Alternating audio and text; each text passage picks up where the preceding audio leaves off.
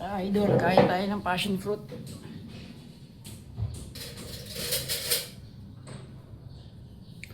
Tara idol, kain tayong passion fruit. Yung bata kami, minakakain kami gantong madilaw. Madilaw na maliit. Meron palang ganito, imported. Pasensya nyo na yung kamay ko idol kasi nagtanim ako ng lubi-lubi. Puro dagta.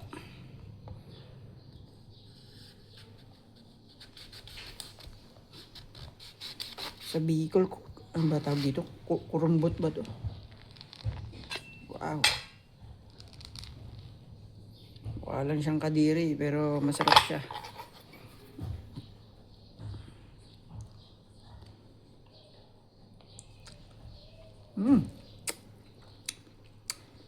Masim-masim. Manamis-namis.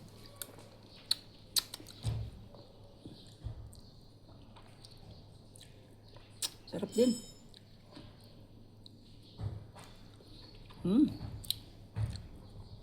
Sarap siguro to pag ginus.